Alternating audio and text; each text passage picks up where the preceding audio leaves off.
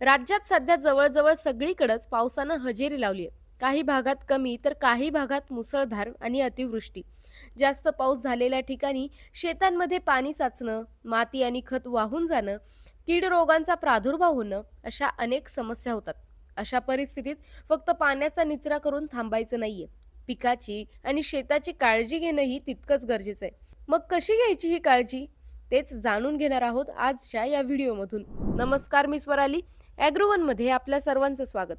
सध्या बरीच पिकं ही 25 ते 30 दिवसांच्या वाढीच्या अवस्थेत आहे. जसं सोयाबीन, कपाशी, तूर, मूग, उडीद आणि ऊस, हळद तसंच फळपिकंही वाढीच्या अवस्थेत आहे. पण अशा अवस्थेत जेव्हा जास्त पाऊस पडतो तेव्हा आपल्याला काही गोष्टी तपासून घ्यायच्यात. शेतात कुठं पाणी साचलंय का?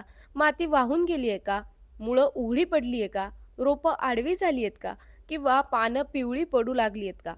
याची तपासणी करावी, कारण या भागात नुकसान होण्याची शक्यता जास्त असते. मग यावर उपाय काय करायचा?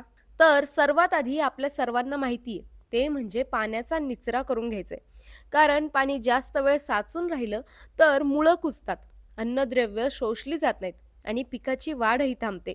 त्यामुळं शक्य असेल तर 4 ते 6 ओळीनंतर चर खोदून किंवा उपलब्ध साधनांच्या मदतीने पाण्याचा निचरा करून घ्यायचाय.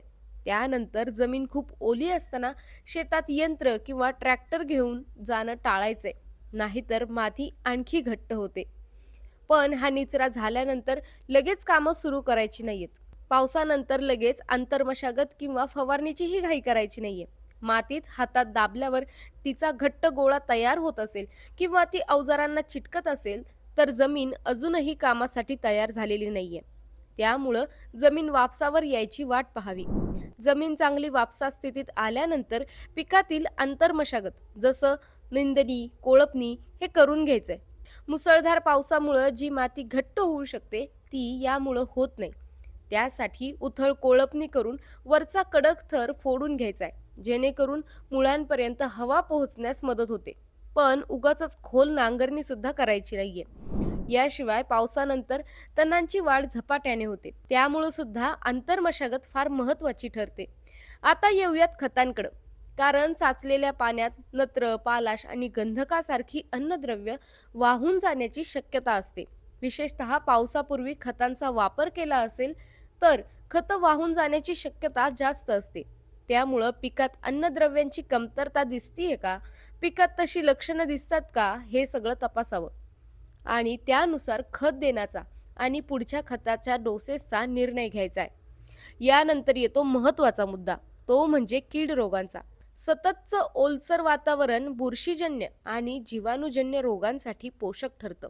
त्यामुळं मूळकूज, खोडकूज, पानांवरील डाग, खोडाचे संसर्ग किंवा अचानक कोमजणारी झाडं दिसतायत का, याची नियमित तपासणी करायची आहे. पिकं कमकुवत दिसत असतील आणि किडींचा प्रादुर्भाव वाढत असेल तर पुढील काही दिवस शेताची सातत्याने पाहणी करून लक्षणं दिसताच उपाय करायचेत.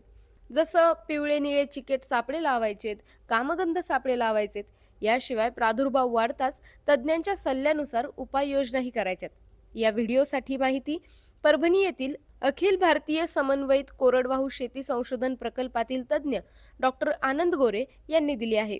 तुम्हाला ही माहिती कशी वाटली? तुमच्या भागात किती पाऊस झाला आणि त्याचा पिकांवर काय परिणाम झाला? आम्हाला कमेंटमध्ये नक्की सांगा. आणि अशाच शेतीविषयक माहितीसाठी ॲग्रोवनला फॉलो आणि सबस्क्राईब करायला विसरू नका.